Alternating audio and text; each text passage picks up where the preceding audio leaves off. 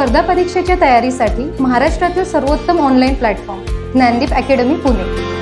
महाराष्ट्रातील सर्वोत्कृष्ट शिक्षकांचे व्हिडिओ लेक्चर्स, PDF स्वरूपात नोट्स व प्रश्नपत्रिका उपलब्ध, तेही अगदी माफक फीसमध्ये। बॅच जॉईन करण्यासाठी आजच गुगल प्ले स्टोअरवरून ज्ञानदीप अकॅडमीचे ॲप डाउनलोड करा। अधिक माहितीसाठी संपर्क करा 95 11 28 04 65। आणि त्यांनी छानपैकी माझी ओळख करून दिली की डॉक्टर रवींद्र शिसवे हे आज युनिफॉर्ममध्ये नसले तरी पोलीस आहेत हे आपण ओळखलंच असेल, कारण एवढा उशीर फक्त पोलिसांनाच होतो। तरी झोपेतून उठतं तेव्हा त्याला माहीत असतं की अत्यंत वेगाने पळणाऱ्या सिंहापेक्षाही मला वेगाने पळावं लागेल। It should act as tonic, it should not act as depressant. ते आहेच, हे नाकारता येणारच नाही आहे। वेड्या पिशा जगाकडून वेडे पिसे आकार घ्यावेत, रक्तामधल्या प्रश्नांसाठी पृथ्वीकडून होकार घ्यावेत। आपल्या आजूबाजूच्या घटनांमधनं आपल्याला जे काही पॉझिटिव्ह घेता येतं ते घ्यायचं असतं।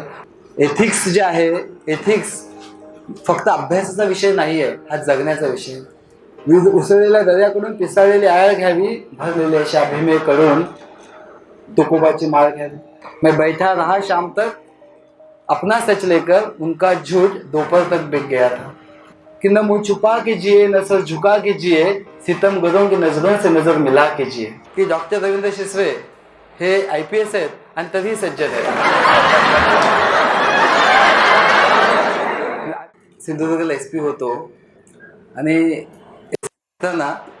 असं एका कार्यक्रमाला आज जसा उशीर झाला तसा उशिरा गेलो। उशिरा गेल्यानंतर त्याच्या निवेदिका होत्या, त्या निवेदिका गेल्यानंतर मला म्हणजे बाकीच्यांचे सत्कार झाले होते आणि माझा सत्कार त्यांना करायचा होता। आणि नेमकं त्यावेळेला मी सिव्हिलमध्ये होतो आणि त्यांनी छानपैकी माझी ओळख करून दिली की डॉक्टर रवींद्र शिसवे हे आज युनिफॉर्ममध्ये नसले तरी पोलीस आहेत हे आपण ओळखलंच असेल, कारण एवढा उशीर फक्त पोलिसांनाच होतो। त्याच्यानंतर मी 2 गोष्टी करायला की उशीर होईल की नाही मला याच्यावरती माझा कंट्रोल कमी होता, किमान अशा कार्यक्रमाला जाताना युनिफॉर्मवर जायला सुरुवात केली। अजून एका अशा कार्यक्रमाला गेलो, त्या कार्यक्रमाला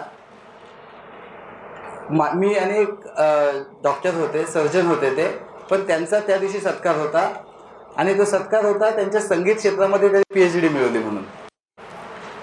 संगीतामध्ये PhD मिळवली डॉक्टर असून। मग असं कार्यक्रम, त्याच्यामध्ये साहित्यिक सगळं म्हणजे वातावरणच होतं आणि निवेदक जे होते ते निवेदक सुद्धा अगदी म्हणजे सर्जनशीलता आणि याच्यावर सर्जनशील सगळं त्यांची ओळख इतकी छान करून दिली की सर्जन असूनही सर्जनशील आहेत किंवा वगैरे वगैरे।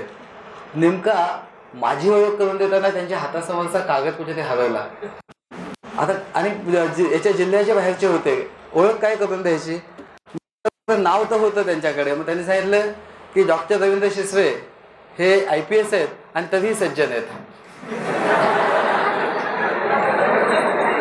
हल्ली खरं तर हे सगळं आताच्या याच्यावरती जर पाहताना हसावं की रडावं अशी। एकदा एका रयत शिक्षण संस्थेच्या कार्यक्रमाला गेलो।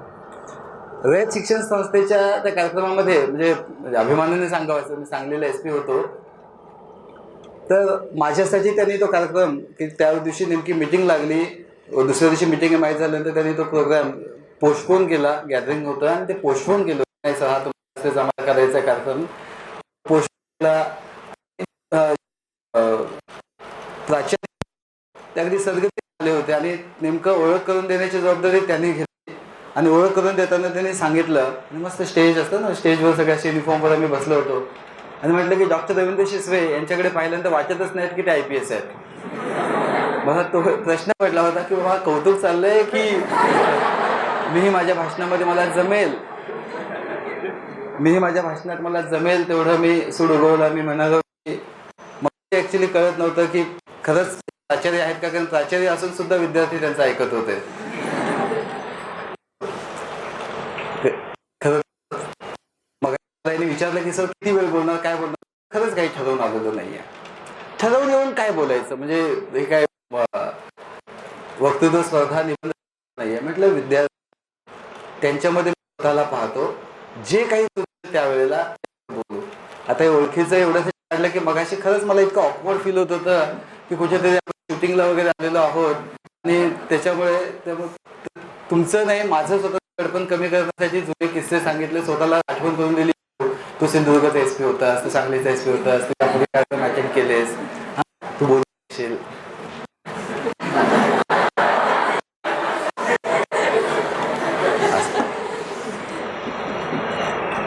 अशी गप्पा मारताना थोडा करोनाचाच विषय आला आणि मी आता जे बोललो ना म्हणजे दाखवण्यासाठी नाहीच की खरंच म्हणजे असं उगाच सगळं पाठ करून यायचं आणि नंतर सांगायचं हे सगळं मला आता अचानक सुचलं. असं मी खरंच ठरवून आलो होतो आज की मला माझ्या समोर काही वर्षांपूर्वी मी विद्यार्थी होतो की जसा या परीक्षेसाठी तयारी करत होतो तसा आज जे कोणी विद्यार्थी आहेत त्या विद्यार्थ्यांशी मला संवाद साधायचा आहे. या वर्षात ज्या काही गोष्टी जोपासल्या असतील त्याची एक उजळणी होईल. जे त्या ठिकाणी प्रस्तुत वाटेल ते आपोआप ते असं छान म्हणतात की तुम्ही जात्यावर बसलात की आपोआप उभी सुचते ते बोलायचं. म्हणजे अगदी एक छोटासा गोष्टही तुम्हाला सांगतो म्हणजे प्रामाणिक कबुली. काल परवा मला अचानक वाटलं की आता इतके सगळे सत्कार वगैरे होते सगळ्या संस्थांचे, ज्ञान आहे अजून इतर ज्या संस्था आहेत प्रत्येक जण म्हणतील की आमचे एवढे विद्यार्थी. यापूर्वी सुद्धा मी अनेक संस्थांच्या कार्यक्रमाला चीफ गेस्ट म्हणून गेलेलो आहे. आता मग चीफ गेस्ट म्हणून मला कुठे ते बोलवतील आणि मग मी इथे विद्यार्थ्यांच्या समोर जाऊन 50 मिनिट एक लेक्चर का देऊन यायचं माझ्या मनात आलं. आणि त्या क्षणाला मला वाटलं की जर मी एक कमिटमेंट केली आहे ती कमिटमेंट ही माझी स्वतःशी आहे. मला माहिती नसलेल्या कुठल्या तरी कॅन्डिडेटशी ॲस्पिरेशन आहे आणि त्यावेळेस माझं मन जे असतं ते लहानशा हे मी पुन्हा तत्वांबद्दल मूल्यांबद्दल बोलताना तुम्हाला सांगेन की कसं असतं.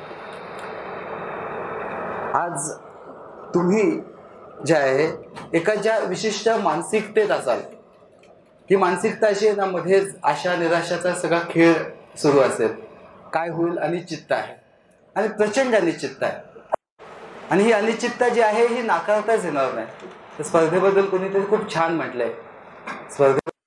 म्हटलंय की आफ्रिकेच्या एका घनदाट अरण्यात एक हरिण झोपेतून उठतं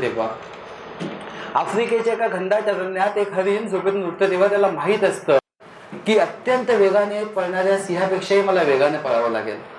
आफ्रिकेच्या एका घनदाट अरण्यात एक हरिण झोपेतून उठतं तेव्हा त्याला माहीत असतं की अत्यंत वेगाने पळणाऱ्या सिंहापेक्षाही मला वेगाने पळावं लागेल, अन्यथा मला शिकार व्हावं लागेल. आणि त्याच आफ्रिकेच्या घनदाट अरण्यात एक सिंह झोपेतून उठतो तेव्हा त्यालाही माहीत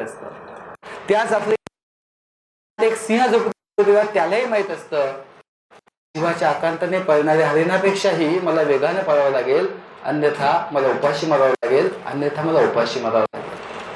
स्पर्धा आहे आणि ही या स्पर्धेची तीव्रता बाकी कितीही मोठी भाषणं केली किती छान छान कविता सांगितल्या तरी ती जेव्हा फील करतो त्यावेळेला काही वर्षांपूर्वी मी आता तुम्ही ती फील करत असाल.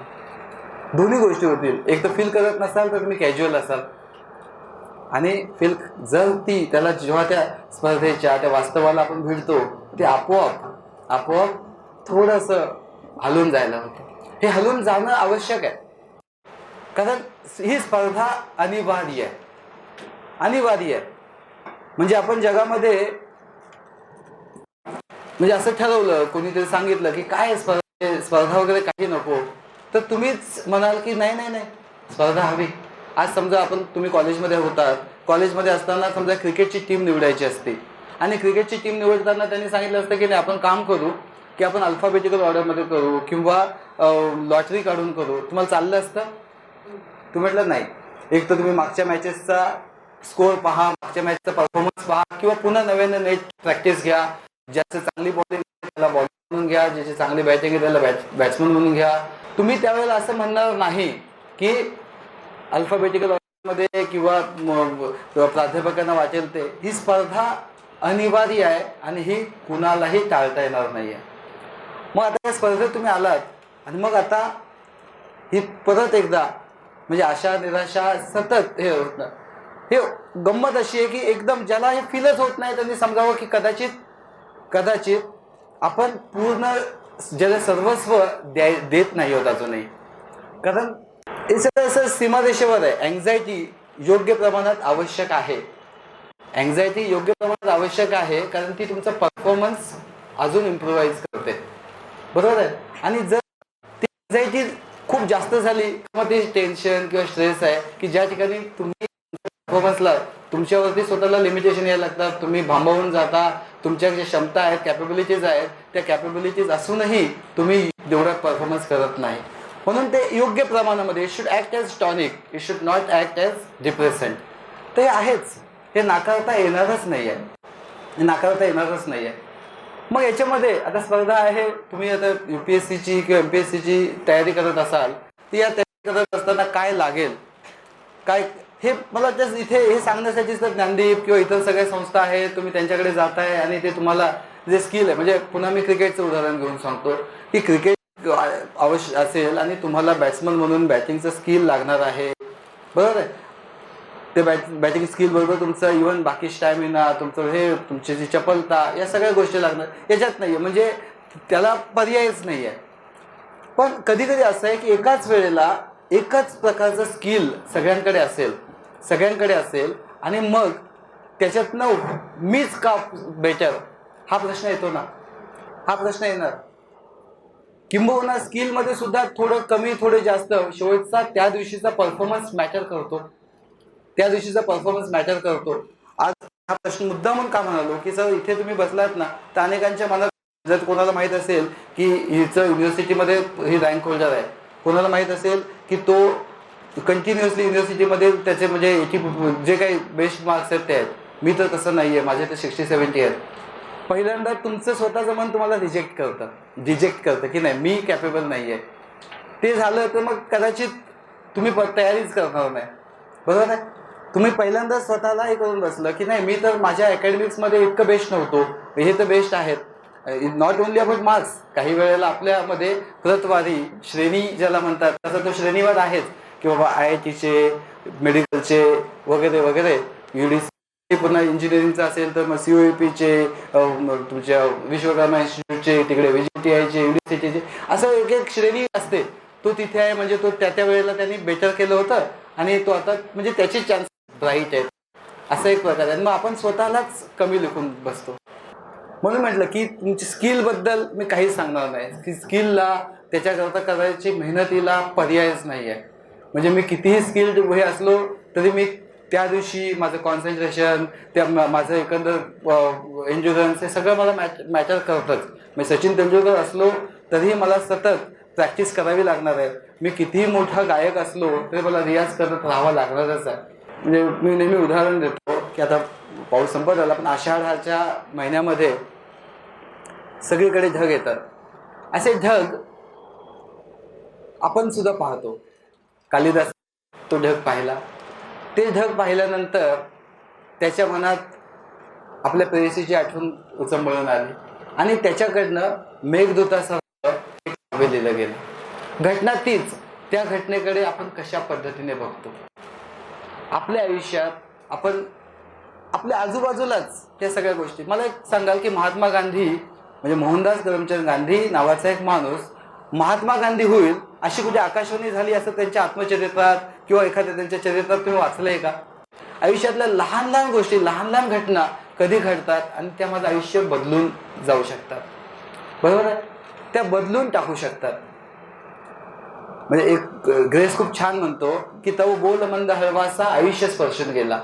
आणि हे आयुष्य स्पर्शून जाणं कधी असेल, काय असेल, कुठे असेल सांगता येत नाही. हा जो काही आहे एक्स फॅक्टर, हा अत्यंत अत्यंत अत्यंत महत्त्वाचा मुद्दा असतो. मी एवढ्यासाठी सांगतो, तुम्ही एकाच क्लासरूममध्ये किती जण आहेत पहा, जागा किती असतील पहा. या वेळेला तुम्ही जे वाचताय तेच दुसरा कॅन्डिडेट वाचतोय. तुम्ही जेवढी मेहनत करताय तेवढं तोही करणार आहे. मग यामध्ये त्याच्यापेक्षा मी बेटर काय असेल, पुढे का जाईल, कसा जाईल. एक छोटीशी गोष्ट सांगतो. एक गाव असतं, त्या गावामध्ये उंच असा खांब असतो आणि खांबावर चढायची स्पर्धा असते. त्या खांबावर चढायची स्पर्धा असते आणि कुणीतरी पहिल्यांदा स्पर्धा सुद्धा कोणत्या दिवसात असते, जेव्हा सोसायटीचे वारे वाहत असतात. खांब असा निमुळता असतो. स्पर्धेला खूप महत्व असतं. सगळे लोक असे करून ती बघायला येत असतात आणि एक जण तो चढायला लागतो. जर चढायला लागतो तसं बाकीचे सगळे लोक असतात त्याच्यामध्ये सुद्धा टवाळखोर वगैरे लोक असतात आणि ते त्याची चेष्टा करायला सुरुवात करतात. अरे बघ बघ बघ, पडशील पडशील पडशील, अरे पडला पडला वगैरे जे काही. आणि ते सगळं जेव्हा व्हायला लागतं तेव्हा जो चढत असतो त्याची हिंमत खचते आणि तो खाली पडतो. खालून कसं असतं, आणि जेव्हा टवाळक्या वगैरे व्हायला लागतात एकाचं दोन दोघांचे चार आणि खूप आवाज होतात, त्या सगळ्या वातावरणामध्ये जो चढत असतो त्याची हिंमत खचते, तोही खाली पडतो. मग पुन्हा लोक पडल्यानंतर लोक हसतात, हसल्यानंतर पुन्हा कोणाची हिंमत होत नाही. मग एक महिला पुढे येते, ती म्हणते की माझ्या मुलाला संधी द्या. ते सांगतात प्रत्येकाला संधी मिळेल, प्रत्येकाला संधी मिळेल, त्यालाही चढू दे. तो लागतो, पुन्हा खालून आवाज, अरे पडशील पडशील पडशील. तो काही लक्ष देत नाही, वर चढत जातो आणि मग जे आता इतक्या उंचावर जातो ना की जे खरं चिडवत असतात ते घाबरतात. म्हणतात अरे खरंच पडशील रे बाबा, हा पडशील, डोकं फुटेल, पाय तुटेल, खाली ये तू. काहीच लक्ष देत नाही, जातो वर जातो. जो काय मानाचा ध्वज लिहिलेला असतो तो असा खांबावर रोवतो आणि येऊन खाली सरसर उतरतो. त्याचं पाहुण्यांच्या हस्ते त्याला बक्षीस दिलं जातं. बक्षीस ते पाहुणे विचारतात की अरे प्रत्येक जण पडशील असे आवाज आहे की घाबरून जायचा, खाली पडायचा, तू कसा पडला? त्या मुलाने काहीच उत्तर दिलं नाही. तो इकडे तिकडे बघायला लागला. तेवढ्यात ती महिला पुढे आली, म्हटली साहेब त्याला ऐकूच येत नाही, तो कानानं बहिरा आहे. पण ही गोष्ट मी का सांगितली? मी तुम्हाला सांगतो की आता या फेज मध्ये असताना तुम्हालाही पडशील म्हणणारे आवाज जर यायला लागले ना, तुम्हाला सुद्धा वाटेल तुम्ही करू शकणार नाही. तुमच्या गावी गेलात आणि तुमचं कोणीतरी भाऊ, चुलत भाऊ, मामे भाऊ किंवा गावातला शेजारचा जर म्हणायला लागला अरे हा काय होणार आहे, तुम्हाला सुद्धा या गोष्टीतल्या मुलासारखं कानानं बहिरा असावं असं वाटेल. मला तर वाटलं. त्या फेज मध्ये जेव्हा आपण जात असतो ते अक्षरशः झाल्यानंतर कदाचित रोमॅन्टिक फेज वाटू शकते, पण त्यावेळेस फेज काय असते ते अनुभवतानाच समजतं. त्यावेळेला या गोष्टीतल्या मुलासारखं आपल्याला सुद्धा कानानं बहिरं व्हावं असं वाटतं. प्रत्येक आपल्याला प्रोत्साहित करणारे क्षण असतील असं नाही. अनेक क्षण असे असतील की जे आपल्याला विझवणारे असतील, अनेक क्षण असे असतील, अनेक व्यक्ती अशा असतील की ज्या तुम्हाला खचवणारे असतील. आणि त्यावेळेला या गोष्टीतल्या मुलासारखं आपल्याला सुद्धा कानानं बहिरं असावं असं वाटेल. आपल्याला लोक हसतील म्हणून या आपल्याला असं वाटेल की आपण आंधळ असावं. फक्त एक मित्रांनो लक्षात घ्या की पडशील म्हणणारे 1000 आवाज ऐकू येऊ नयेत म्हणून कानानं बहिरं व्हायचं. पडशील म्हणणारे 1000 आवाज ऐकू येऊ नयेत म्हणून कानानं बहिरं व्हायचं की त्यातला एखादा आवाज माझ्या आईचा असेल, माझ्या बहिणीचा असेल की जो म्हणत असेल की नाही तू चढू शकशील. तो ऐकण्यासाठी हृदय उघडे ठेवायचे आपण ठरवायचं असतं. बरोबर ना?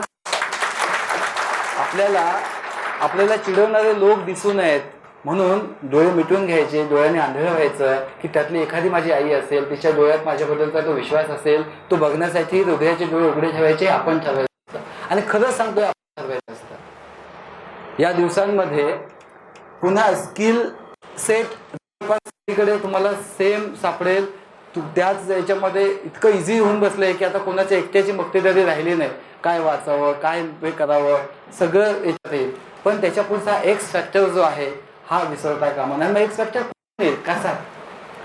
एक्स फॅक्टर ही खूपदा मला त्या सांगितलेली गोष्ट आहे, पण मला मोह आवडत नाही सांगायचा की आपण परीक्षेला जायला निघतो आणि माझी आई दही ठेवायची, परीक्षेला असेल दही ठेवायची.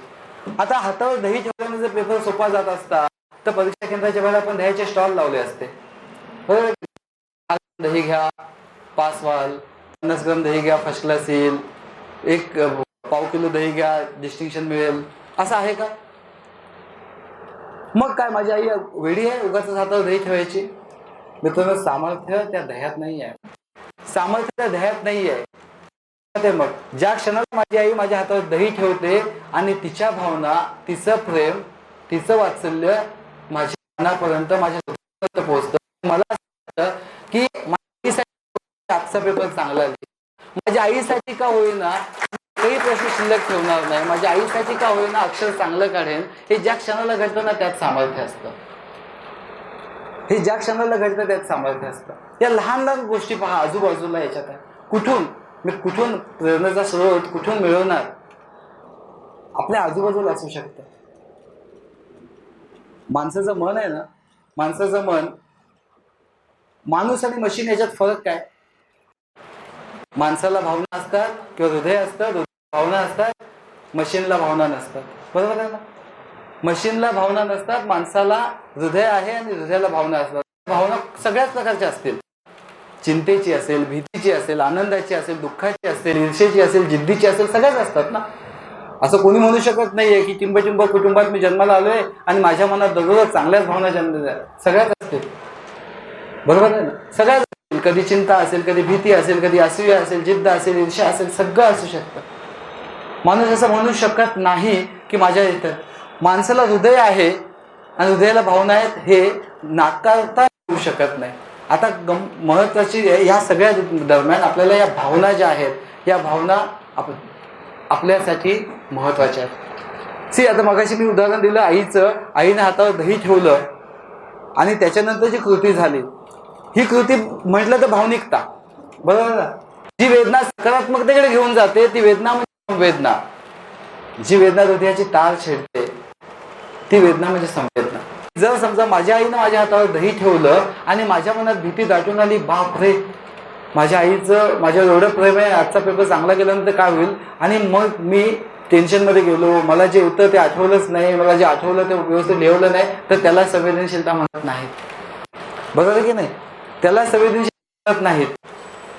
भावना ज्या आहेत या भावनांचा म्हणजे भावनांक हा कन्सेप्ट तुम्ही ऐकला असेल आणि सगळ्यांना माहिती असेल की सकारात्मक आणि ऋणात्मक असा भावनांक असतो. एक घटना, एक गोष्ट तुमच्या मनावरती काय प्रतिक्रिया होते किंवा तुम्ही तिच्याने कसं म्हणजे व्यक्त होता यातून तुमचा भावनांक सकारात्मक आहे की नकारात्मक आहे हे ठरतं.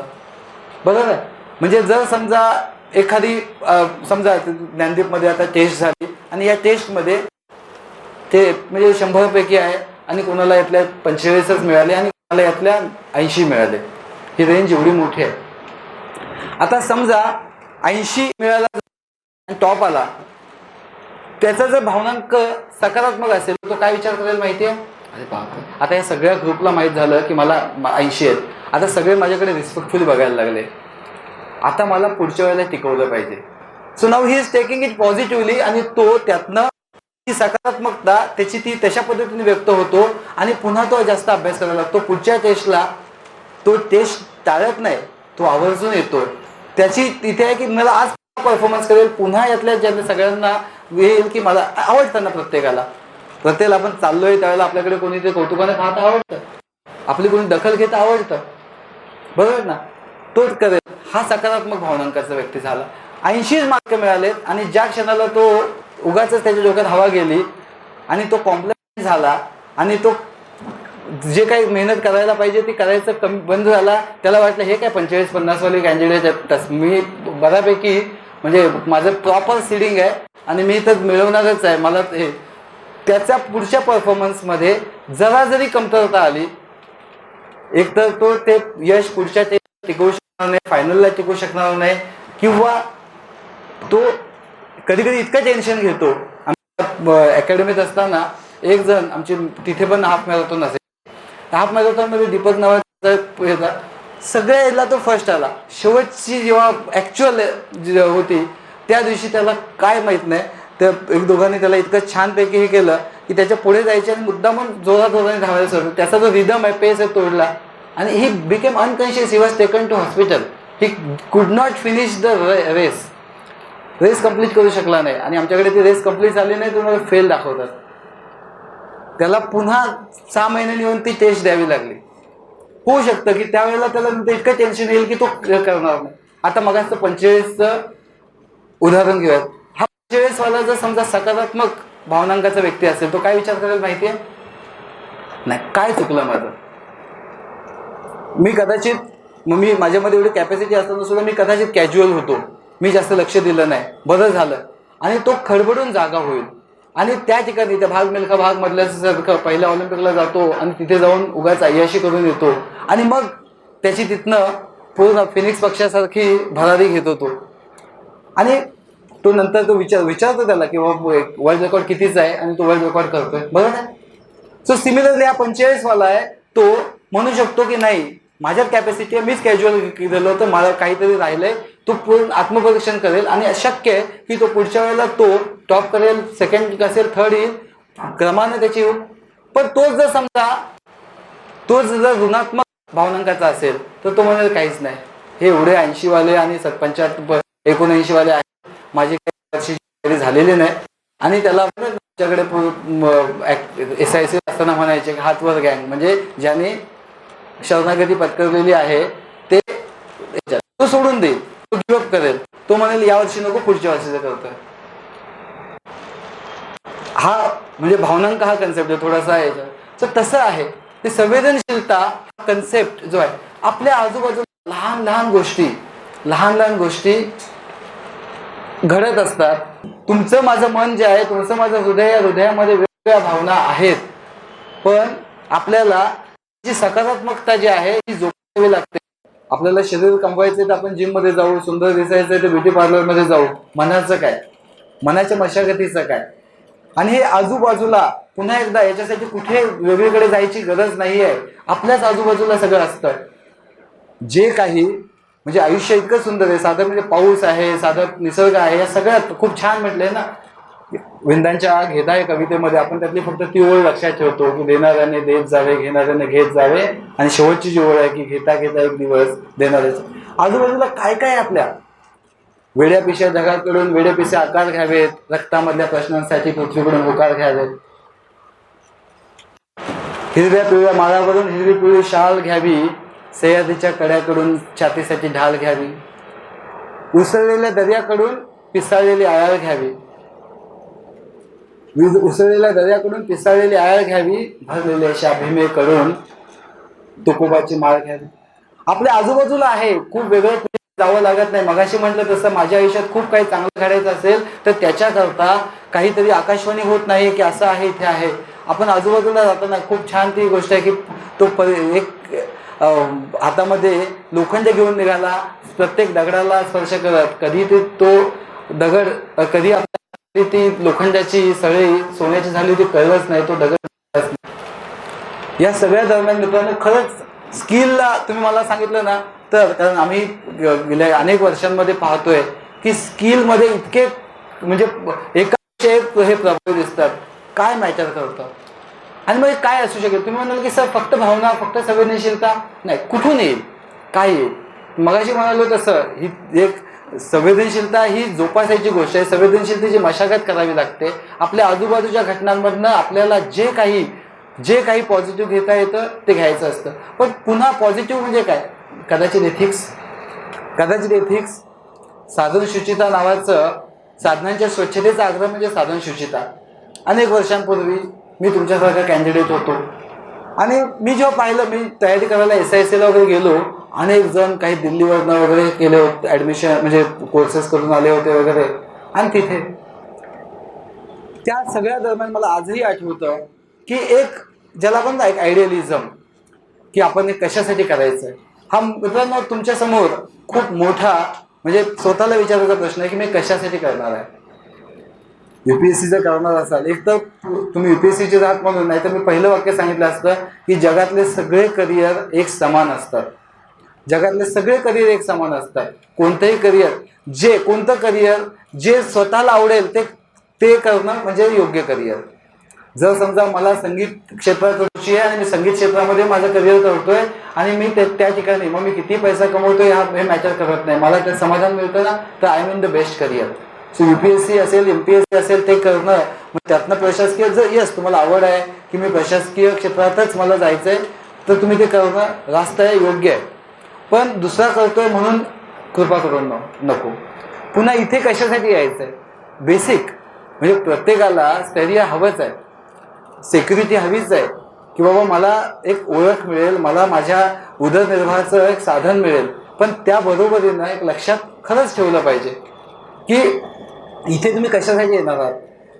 काही जणांनी जे काही एक ग्लॅमरचं वातावरण तयार केलंय की हे झालं तर असं आपली पुस्तकं निघतात, आपले पुस्तकं प्रत्येक याच्या बाहेर असतात म्हणून.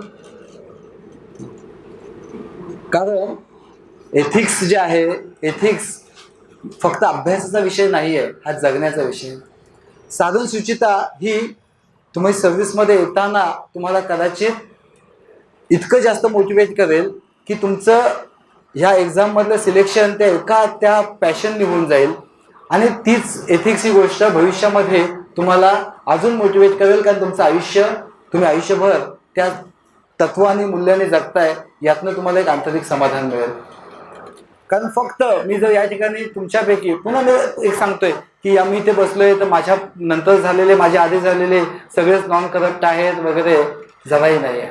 किंवा कधी कधी अशी म्हणजे गोष्ट आहे की मैं बैठा रहा शाम तक अपना सच लेकर उनका झूठ दोपहर तक बिक गया था. ऐकलं असेल तुम्ही. मैं बैठा रहा शाम तक अपना सच लेकर उनका झूठ दोपहर तक बिक गया था.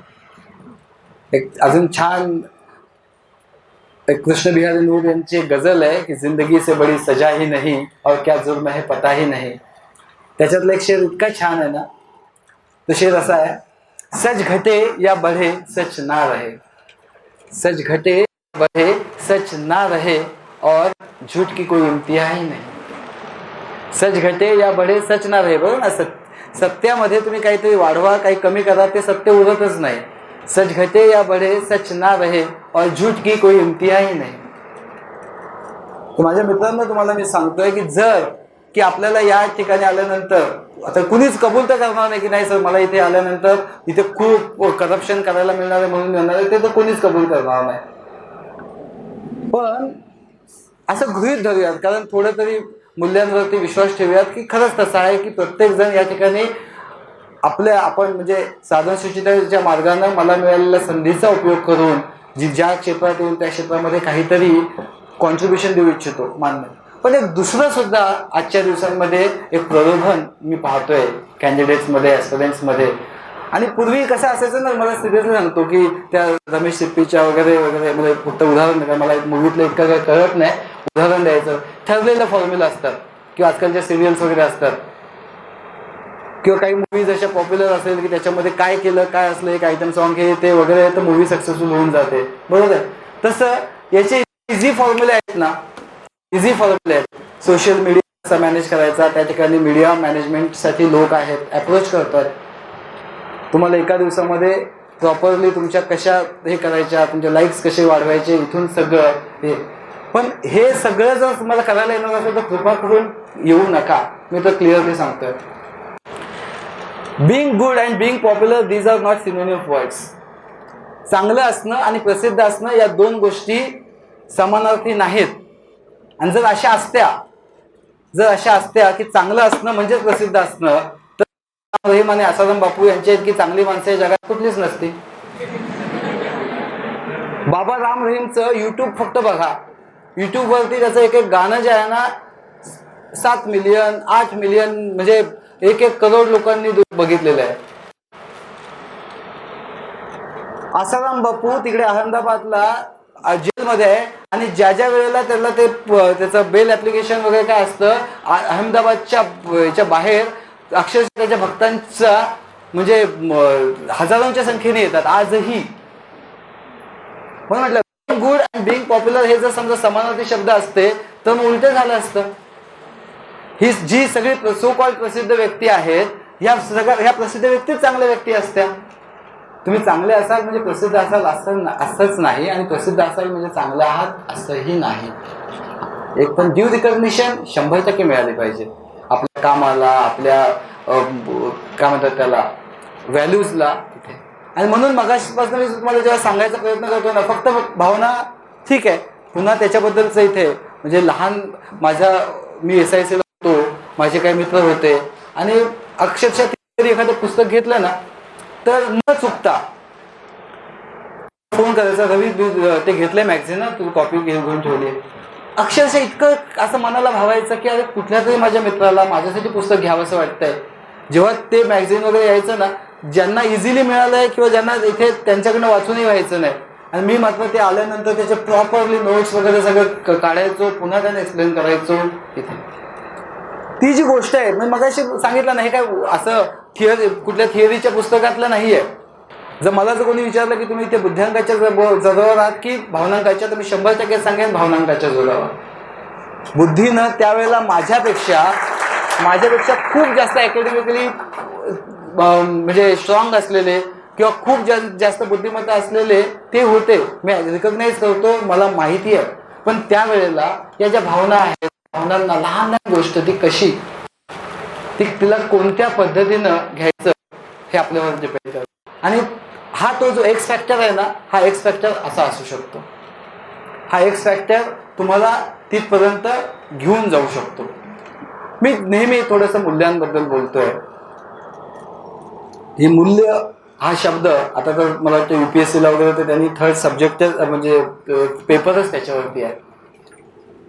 मी जे करेन ते योग्य मार्गाने करेन, चुकीच्या मार्गाने करणार नाही. साधनांच्या स्वच्छतेचा आग्रह म्हणजे साधन शुद्धता. मी मागच्याला दाखवणार नाही किंवा मागच्याला दाखवणार नाही, पुढच्याचं पाहणार नाही. जे मला जर समजा परीक्षेत यश मिळवायचं आहे तर हे प्राध्यापक आहेत, मी यांच्याकडे ट्युशनला जाऊन त्यांच्याकडनं काही ते 10 मार्क एक्स्ट्रा घेऊन सिलेक्ट नाही होणार. माझ्यात बुद्धिमत्ता आहे तर मी त्यांना सिलेक्ट होईल. हे जे काही हा आग्रह आहे, हा आग्रह आपल्याला मनानं खूप जास्त अजून प्रोत्साहित करतो.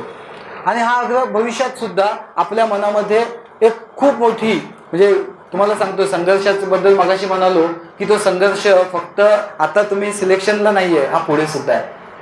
जेव्हा तुम्ही मूल्यांचं किती स्पष्ट बोलायला मर्यादा आहेत, पण जे काही आपण थोडं वाचतो ऐकतो त्याच्यात खूप काही अतिशयोक्ती याच्यातला भाग नाही आहे. आपण जेव्हा सर्व्हिसेसमध्ये येतो त्यावेळेला आपल्याला जी न्यूसेन्स पॉवर मिळते किंवा मिळणारे अमर्याद अधिकार आहेत, त्या अधिकारांचा गैरवापर करणारे तुम्हाला जागोजागी आढळते. त्याला बऱ्याच ठिकाणी राजमान्यता सुद्धा आहे. दुर्दैवाने आपल्याकडे कोणतीही अशी म्हणजे टेस्ट नाही की बाबा त्या याच्यामधनं DFMD मधनं किंवा HHMD मधनं पास झाले सांगतील की 80% प्रामाणिक, 90% प्रामाणिक, असं काहीच नाही. दांभिकपणा तर या पूर्ण आयुष्याला आणि पूर्ण जगाला असा काय म्हणतो त्याला वेटोळं घातलेला आहे की एकीकडे, कारण आपल्याला माहीत नसतं, बऱ्याच गोष्टी नजरेआड होत असतात. बाहेरची एक इमेज वेगळी, आतला एक इमेज वेगळी, त्याच्यामुळे आणि राजमान्यता आहे. अशा वेळेला आपण जेव्हा काही मूल्य आपल्या हाताशी धरतोय, ते साधं काय मूल्य तरी काय, मग आपण करप्शन करायचं नाही ह्याच्यासाठी वेगळं काही मूल्य असू शकत नाही ना. कारण जर मी जर समजा एखाद्या पोलीस स्टेशनला गेलो आणि मला त्या ठिकाणी जर समजा चुकीची वागणूक मिळाली, मला चालणार नाही. मी हॉस्पिटलमध्ये गेलो, मला तिथे चुकीची वागणूक मिळाली, मला चालणार नाही. मी जर कलेक्टर ऑफिसमध्ये गेलो, त्या ठिकाणी माझ्याकडनं पैसे मागितले, मला चालणार नाही. मग मी जेव्हा ते होईल त्यावेळेला मी काय करावं? तेव्हा मला कोणतं लायसन्स मिळतं, का मिळतं, का विसरून जातो मी की मीही यापैकी मी इकडच्या बाजूला असू शकतो. बरोबर आहे की चूक? आणि चुकीच्या मार्गानं मिळणं हे आपल्या म्हणजे परंपरेमध्येच आहे की चुकीच्या मार्गानं कोणतीही गोष्ट मिळवणं हे चुकच आहे. एथिक्सची खूप छान व्याख्या आहे की ethics is or integrity is always doing the right thing. Integrity is always doing the right thing even though you know that nobody is watching you. नेहमी योग्य ते करणं, योग्य त्या मार्गाने करणं, जरी तुम्हाला माहिती आहे की कोणीच बघत नाहीये. हे पण महत्वाचं आहे, जरी तुम्हाला माहिती आहे की कोणीच बघत नाहीये. बरोबर आहे? मग हे इथे गेल्यानंतर आम्ही का विसरायचं? संघर्षाला घाबरलात की मग तुम्ही ते कृती करणारच नाही. मग एवढे सगळं तुम्हाला मिळालं, तुम्ही जर UPSC करून IAS झालात, IPS झालात आणि पुन्हा मूल्यांशीच तडजोड करायला लागला तर काय उपयोग आहे? काहीच उपयोग नाहीये. कोणी खूप छान म्हटले, वो पथिक या पथिक जिस पथ में बिखरे शूल ना हो, नाविक की धैर्य कुशलता क्या जब धाराएं प्रतिकूल ना हो. वो पथिक या पथिक जिस पथ में बिखरे शूल ना हो और नाविक की धैर्य कुशलता क्या जब धाराएं प्रतिकूल ना हो.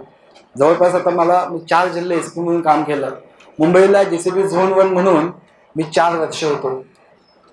मुंबईतलं साऊथ मुंबई ते झोन आहे आणि ते आमच्या SP रँकमध्ये सगळ्यात प्रेस्टिजियस पोस्ट मानली जाते. बिकॉज तुम्ही साऊथ मुंबईमध्ये डायरेक्टली CM ज्या ठिकाणी बसतात ते Mantralaya, Vidhan Bhavan, high court, sessions court, Brabourne, Wankhede, बरेचसे हे पूर्ण कुलाबा, परेड, मरीन ड्राईव्ह आणि तो डोंगरी जे आझाद मैदान तो सगळा भाग असतो. I was there for 4 years. मग पुन्हा मुंबईला याच्यामध्ये ॲडिशनल CP म्हणून CIDला, पुन्हा त्याच्यानंतर ॲडिशनल CP म्हणून सेंट्रल रिजनला, पूर्ण मध्य मुंबई, आणि गेले 2.25 वर्षापेक्षा जास्त काळ मी तिथे आहे. आणि मी ईश्वराला स्मरून सांगतो, आज तागायत 5 पैशाचं करप्शन करण्याची गरज भासली नाही. आणि मित्रांनो, ही टाळी मला माझ्यासाठी नको आहे. मला ही टाळी यासाठी आहे की हे शक्य आहे हा विश्वास जर इथल्या तुमच्या प्रत्येकाच्या मनात निर्माण होत असेल तर त्यासाठी आहे. शक्य आहे, आय एम टेलिंग यू. खूप असे प्रसंग येतात की आपल्याला वाटतं नको. तुम्हाला मिळालं की मगाशी तुमच्या याच्याबद्दल बोलता बोलता मी सगळं तुमचा आताचा संघर्ष, तुम्हाला किती निराश व्हायला येईल, कोणी कसं म्हणेल की तुम्हाला करता येणार नाही, ते बोलत होतो. बोलता बोलता मी इथे आलो. खूप डिफिकल्ट आहे आणि अक्षरशः आपल्याला असं वाटतं की नको, एक अशी वेळ येते, कारण शेवटी दररोजचा संघर्ष आहे. रात्रंदिन आम्हा युद्धाचा प्रसंग म्हणतात ना, तसं आहे. कारण तुम्ही कन्व्हिनियंट आहात की नाही आहात. दररोज तुम्ही म्हणाल की नाही, मी गोड बोलूनच अनेक मार्ग असू शकतात. एक मार्ग असेल की प्रबोधनाचा, सतत तुम्ही चांगल्याचा पुरस्कार करत राहा, सतत तुम्ही चांगलं पेरत राहाल की जेणेकरून इथे काही लोक त्याच्यातनं तुम्हाला त्यांचे मार्ग बदलतील. डिफरन्स होईल की नको नको. काही ठिकाणी तुम्हाला कडक भूमिका घ्यावी लागेल, काही ठिकाणी तुम्हाला त्याच्यापेक्षा कडक भूमिका घ्यावी लागेल, काही ठिकाणी तर अक्षरशः कन्फ्रंटेशनची वेळ येईल. तुम्ही म्हणाल की नाही, मला पाहिजे तर काय, मी जिथे गेलो त्या ठिकाणी सगळं प्रामाणिकपणे पाहिजे, पण मला मात्र त्रास होता कामाने. चालेल का? गिरते से सवारी मैदानी जंग में उत्तिफल क्या गिरे जो घुटनों के बल चले. ऐकलं असेल ना की गिरते हे से सवारी मैदानी जंग में. अक्षरशः अनेक वेळेला वाटतं की जर समजा याच्यातनं मला काही यायला, काय होतं, कशामुळे माणसं घाबरतात माहितीये, बदली होईल वगैरे वगैरे वगैरे. आपल्याला म्हणजे आपण दुसऱ्याला इनकन्व्हिनियन्स आहे तर नंतर आपल्याला जो काही इनकन्व्हिनियन्स होईल त्याच्याकरता घाबरून अनेक लोक अशी मूल्य सोडून देतात. जर माझ्या चेंबरमध्ये आलात तर एक मी मध्यंतरी एक नवीन हे लावले पूर्वीपासून याच्यात कि न मुंह छुपा के जिए न सर झुका के जिए, सितम गरों की नजरों से नजर मिला के जिए. न मुंह छुपा के जिए न सर झुका के जिए, न मुंह छुपा के जिए न सर झुका के जिए, सितम गरों की नजरों से नजर मिला के जिए. अगर एक रात कम हम जिए तो कम ही सही, अगर एक रात कम हम जिए तो कम ही सही, इतना ही बहुत है कि मशाले जला के जिए, इतना ही बहुत है कि मशाले जला के जिए. एक रात्र कमी जगलो चालेल ना, पण आपण त्या मूल्यांचा आणि याचा एवढ्या परीक्षेतनं मी पुन्हा म्हणजे इथे येतोय. मी दररोज जेव्हा घरून गाडीत बसताना माझ्या गाडीच्या समोरचा तो फ्लॅग, गाडीच्या समोरचे माझे स्टार्स, वरचा तो दिवा असेल तो, ते सगळं न चुकता पाहतो, आठवतो. मित्रांनो, यासाठी नाही की त्यानं माझ्या डोक्यात हवा जावी, यासाठी नाही की माझ्या डोक्यात हवा जावी, यासाठी की माझे पाय जमिनीवर राहावेत. की काही वर्षांपूर्वी फक्त एक परीक्षा दिली, ती परीक्षा पास झालो. ती परीक्षा पास झाल्यानंतर अक्षरशः लाखो लोक असतात, त्या लाखो लोकांपैकी मी एक जण सिलेक्ट झालो. माझ्यापेक्षा मला 100% माहिती आहे, म्हणजे आमचा SICचा ग्रुप होता, त्या 30, 40, 50 जणांपैकी माझ्यापेक्षा जास्त हे असलेले मी अजून 20 असतील असं म्हणतोय आताही. पण मी त्यावेळेला मी भाग्यवान होतो की मी सिलेक्ट झालो, टॉप रँकमध्ये आलो. मी महाराष्ट्राच्या आमची IPSC पूर्ण इंडियाची बॅच 30 लोकांची होती आणि त्या 30 पैकी फक्त आम्हाला 5 लोकांना स्वतःचं राज्य मिळाले, होम गार्डन मिळाले, फक्त 5, त्यापैकी मी आहे. आणि मग मी मगाशी सांगितलं तसं 4 जिल्हे SP केलं, GCP शिफ्ट 4 वर्ष केली, ॲडिशनल CP 2 ठिकाणी केलं. आता पुण्यासारख्या म्हणजे आपल्या महाराष्ट्राच्या सांस्कृतिक राजधानीमध्ये 2.25 वर्षापेक्षा जास्त काळ मी सेकंड इन कमांड आहे. आणि हे करताना माझे पाय याच्याकरता जमिनीवर, हे सगळं मला फक्त एक परीक्षा पास झाल्यानं मिळालं. मला प्रत्येक वेळेला प्रत्येक दिवशी वेगळी परीक्षा द्यावी लागली नाही. आणि मग जेव्हा हे होत होतं तेव्हा मी देवाला कधी म्हणालो का की माझ्यावरती तू एवढा म्हणजे कृपेचा वर्षाव केलाय, त्याच्याऐवजी याच्याऐवजी मला ते दिलं, मला महाराष्ट्र काढत दिलं, मला IPS झालो, मी तिथला SP सांगलीचा SP होतो, मी सिंधुदुर्गचा SP होतो, मी बुलढाण्याचा SP होतो किंवा मी इथे होतो.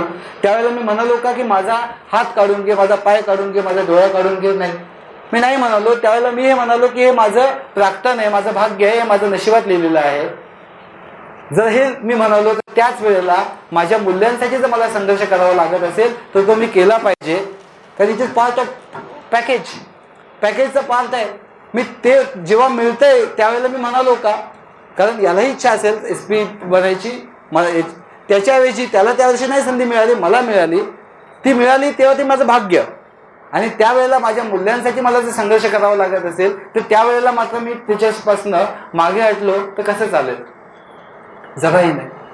आणि एक पुन्हा सांगतो, मला मी आता एवढं सांगत असताना एवढं जेव्हा सांगत होतो की मी काय केलं किंवा मला करावीची गरज भासली नाही, हे तुम्हाला मला यासाठी सांगायचं की it is possible, it is possible. हे शक्य आहे, हे शक्य आहे.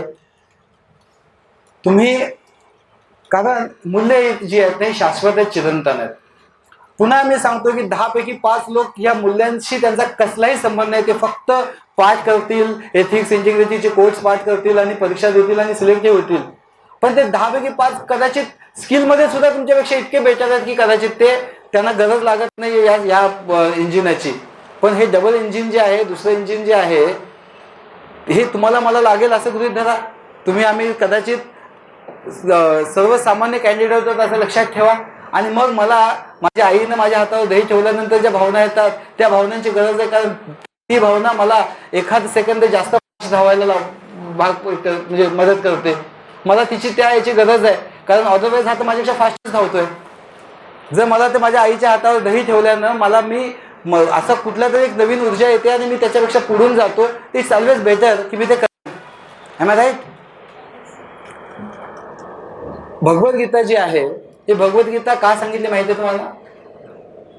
अर्जुनाला जेव्हा तो लढायला उभा राहिला त्यावेळेला त्याच्यासमोर सगळे म्हणजे त्याचे भीष्म पितामह, द्रोणाचार्य, कृपाचार्य, शल्य वगैरे, शल्य मामा, द्रोणाचार्य, कृपाचार्य, गुरु, पुन्हा अश्वत्थामा वगैरे असे गुरुबंधू, असे अनेक लोक, अनेक नातेवाईक आणि सगळे त्या बाजूला लढताना त्यांनी पाहिले. आणि त्यावेळेला लढायचं म्हणजे असं लढायची त्याची इच्छाच संपून गेली. त्याला एक अशी विरक्ती आली, वैराग्य आलं आणि त्याने धनुष्य खाली ठेवलं. त्याने ते धनुष्य खाली ठेवलं. आणि त्यावेळेला तू लढलंच पाहिजेस, तू लढलं पाहिजे हे सांगणारा उपदेश म्हणजे भगवद्गीता. बरोबर आहे? हा उपदेश म्हणजे भगवद्गीता, की त्याला हे तू लढणं. किंबहुना भगवद्गीतेत एकही श्लोक असा नाहीये की ज्या श्लोकामध्ये सांगितलं की अरे तू तर माझा मित्र आहे, मी तर भगवंत आहे, म्हणजे तू जिंकणारच आहेस. एकही श्लोक असा नाहीये भगवद्गीतेत. श्रीकृष्ण त्याला कोणतेही ॲश्युरन्स, कोणती गॅरंटी देत नाही की तू जिंकणार आहे. तुला त्याला काय सांगतात माहितीये की तू जिंकलास तर तू पृथ्वीचं राज्य भोगशील आणि मेलास तर स्वर्गात जाशील. कुठे असं म्हणत नाही की जिंकणारच आहेस, तू कशाला घाबरतोयस. नाही. आता हे सुद्धा अर्ध सत्य आहे की श्रीकृष्णांनी अर्जुनाला भगवद्गीता त्याने लढावं म्हणून सांगितली. हे अर्ध सत्य आहे. एक खूप छान ओवी आहे की अर्जुनाच्या मनाची स्थिती कशी झाली आहे? वनवा लागलेल्या पर्वतासारखी झाली आहे. वनवा लागलेल्या पर्वतासारखी ती अर्जुनाच्या मनाची स्थिती झाली आहे. वनवा म्हणजे काय? वनाला लागतो तो वनवा. एका झाडापासून दुसऱ्या झाडापर्यंत वाढत वाढत वाढत जातो तो वनवा. संपूर्ण जंगल बेचिराग करून टाकतो तो वनवा. बरोबर? त्याच्या मनाची स्थिती, त्याच्या मनात विचारांचा आहे असं काहूर माजलंय.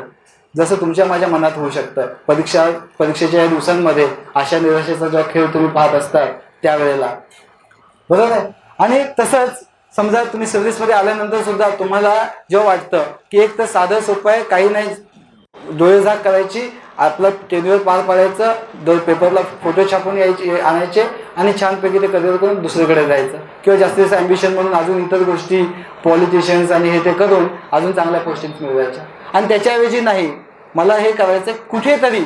जर समजा म्हणजे मी एका ठिकाणी एका शहरामध्ये 2 वर्ष 2.5 वर्ष आहे, 2-2.5 वर्षामध्ये जर काही 100 चुकीच्या गोष्टी घडणार असतील माझ्या सजगपणामुळे, माझ्या या कृतीमुळे, माझ्या मूल्यांमुळे, माझ्या मूल्यांकरताच्या संघर्षामुळे, त्यामध्ये 100च्या जर 20 वरती आल्या, त्या 80 कुठेतरी ज्ञात अज्ञात काहीतरी कृती थांबल्या, चुकीच्या गोष्टी थांबल्या, मार्गाच्या थांबल्या, ते सुद्धा आहे. त्याच्याकरता तर भारताचा इतिहास जेव्हा जेव्हा लिहिला जाईल कुठेतरी कळत नकळत त्यामध्ये तुझ्या लेखी तरी ही ओळ असेल.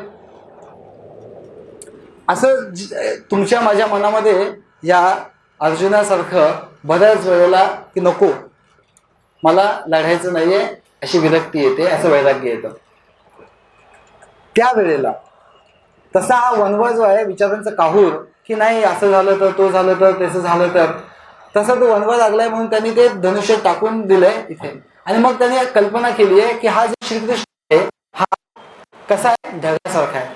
त्याचा मित्र जो आहे तो ढगासारखा आहे आणि या ढगातून आता कृपेचा वर्षाव होणार आहे. खूप छान अशी ओवी येते. आता तो उदार कैसा वर्षेल, आता तो उदार कैसा वर्षेल, त्याने अर्जुनाच्या वेळी निवेलं. तो उदार जो आहे तो श्रीकृष्ण आहे तो ढगासारखा आहे आणि त्या ढगामधून आता कृपेचा वर्षाव होईल. आता तो उदार कैसा वर्षेल, त्याने अर्जुनाच्या वेळी निवेलं. म्हणजे अर्जुनाच्या मनरूपी पर्वताला लागलं आचळ जे आहे त्या मनरूपी पर्वताला लागलेला वनवा जो आहे हा विझून जाईल. पण विझवणं हे त्या कृपेच्या वर्षावाचं की त्या उपदेशाचं प्रयोजन आहे का?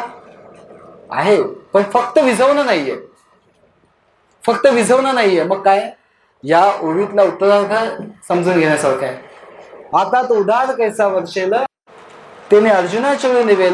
मग नवी विरुडी फुटेल उन्मेषाची, मग नवीन पालवी फुटेल. नवीन ते जे काही आग लागून गेली आहे त्या ठिकाणी काहीतरी नवीन रुजेल आणि नवीन पालवी फुटेल. आणि कसली पालवी असेल ती? उन्मेषाची, धुंदीची.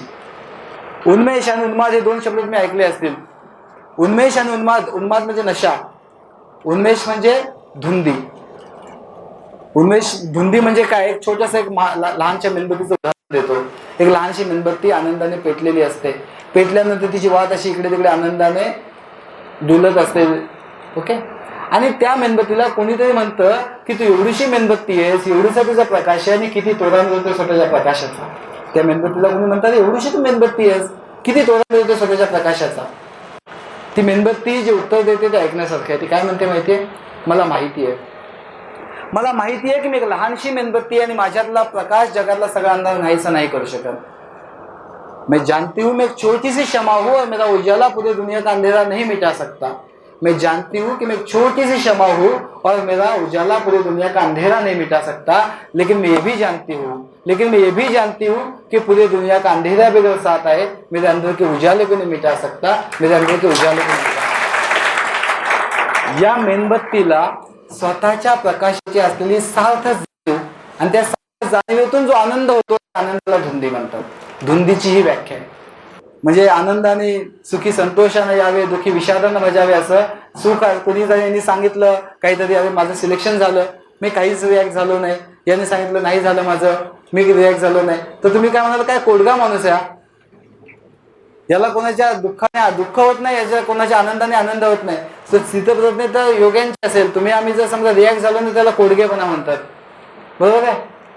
इमोशन न्यूट्रल आपल्यापैकी कोणीच असू शकत नाही. बरोबर की नाही?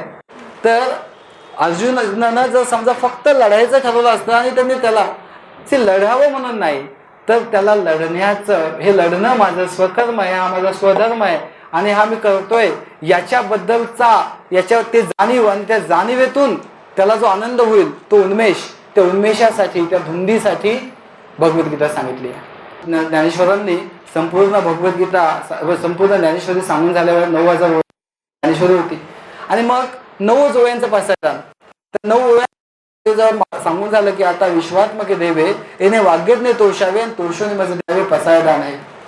हे विश्वात्मक देवा, जो वाणीचा यज्ञ मी आरंभलेला होता त्याने तुझं प्रसन्न झाला असशील तर प्रसन्न होऊन आनंदित होऊन प्रसादाचं मला हे दान दे. आणि काय जाऊ द्या त्या ओव्यांचं पुन्हा कधीतरी. शेवटची ओवी खूप छान आहे.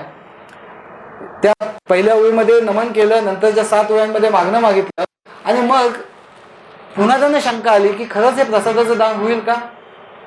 एथ म्हणे श्री विश्वेश्वराव हा दान कसा? शंका आली त्यांना. त्यांनी बोलून दाखवली की एथ म्हणे श्री विश्वेश्वराव हा होईल दान कसा? हे विश्वेश्वरा हा दानाचा प्रसाद होईल का? की प्रसादाचं दान मिळेल का? त्यावेळेला असं म्हणतात की निवृत्तीनाथांनी त्यांना त्या ईश्वराच्या वतीने सांगितलं की हो होईल. आणि मग तेव्हा मग ती ओवी अशी आहे की हा एथ म्हणे श्री विश्वेश्वराव हा होईल दान पसावो तेने वरे ज्ञान देव सुखी हा झाला. मौलींना सुद्धा पसायदानाने याची म्हणजे ज्ञानेश्वरीची हे होतीये, समारोप होतोय आणि समारोपाची ओळ कशासाठी आहे? सुखी हा झाला, सुखी होण्यासाठी आहे. बरोबर आहे? आपल्यापैकी कोणाला दुःख नकोय, आपल्यापैकी प्रत्येकाला सुख हवं. पण जे सुख आहे की अर्जुनानं नुसतं लढावं म्हणून नाही तर लढण्याचा त्याला आनंद मिळाला पाहिजे. ही धुंदी जी आहे ही धुंदी त्याच्या मनात जागृत व्हावी यासाठी भगवद्गीता सांगितली. आणि ती धुंदी जर तुमच्या माझ्या मनात जागृत झाली तर आपल्या इतकं भाग्यवान कोणीच नाही. आणि धुंदी अशी गोष्ट नाही की इथे कुठेतरी चितळ्यांच्या दुकानात जाल किंवा काकालवेमध्ये जाल आणि जसं एक अर्धा किलो बुंदी मागता किंवा अर्धा किलो बर्फी मागता तसं पाव किलो धुंदी मागाल. अशी ती इझिली मार्केटमध्ये मिळणारी गोष्ट नाही. तिच्यासाठी तेवढ्या म्हणजे तेवढे 700 श्लोकांची भगवद्गीता, 9000 ओव्यांची ज्ञानेश्वरी लिहिली गेली आहे. ही धुंदी उन्मेष जो आहे, उन्मेष आणि उन्माद याच्यात फरक काय? जाणीव जोपर्यंत जागृत असते त्याला उन्मेष म्हणतात आणि जाणीव ज्या ठिकाणी संपते त्याला उन्माद म्हणतात. जाणीव संपते तिथे उन्माद आणि जाणीव जिवंत असते तोपर्यंत त्याला उन्मेष म्हणतात. आणि हा उन्मेष जो आहे, पॅशन जी आहे, मगाशी त्या मेणबत्तीत असलेली, तुम्ही इथे असलेला कोणीतरी विद्यार्थी त्यालाच अभ्यास, मी नाही, मी चुकीच्या मार्गाने करणार नाही, मला योग्य मार्गाने करायचं आहे, मला पुढे जायचं आहे, मी सिलेक्ट होणार, मी जे होईल ते कर, ही गोष्ट त्याला एक डे ड्रीमिंग करायला भाग पडते. आपोआप तो असं न कळत, तो ती कळत नकळत असं एक जमिनीपासनं एक बोटभर वरून चालायला सुरुवात करतो. If that happens with you, that day dreaming, समजा की तुम्ही योग्य मार्गाला आहात. स्वतः याच्यामध्ये स्वतःच्या की मला यासाठी यायचंय, मी असं झालो, मी असं करेन, मी तेच करेन, आणि स्वतःच तुम्ही काही स्वप्न बघायला सुरुवात करता. त्या स्वप्नाने मग तुम्हाला आपोआप एक म्हणजे ते म्हटलं ना, आजकल पाव मेरे जमी पे टिकते नहीं, क्या तुमने देखा है मुझे कभी उठते हुए. लिटरली हा अभ्यास करत असताना तुम्हाला कितीतरी तणाव असलाही असला तरी सुद्धा मी जी आता भविष्यातली तुम्हाला काही मूल्य सांगितली, ती मूल्यांचा विचार आजपासून तुम्ही करायला सुरुवात केलात. आपल्या आजूबाजूला आपले आई वडील, आपले भाऊ बहीण, आपले मित्र, या सगळ्या छोट्या छोट्या गोष्टींमधनं कुठेतरी ती ऊर्जा मिळवायला प्रयत्न केला, तुम्हाला लक्षात येईल की स्किल बरोबर ती गोष्ट एक्स फॅक्टर म्हणून तुम्हाला कुठे घेऊन जाईल. ती डे ड्रीमिंग व्हायला लागेल. बरोबर आहे. हे खूप छान म्हटलं. आता तुम्हाला या सगळ्या दिवसांमध्ये ही मूल्यांबरोबर सगळ्यात महत्वाची गोष्ट कोणती आहे माहिती आहे? आशा, उमेद. बरोबर ना?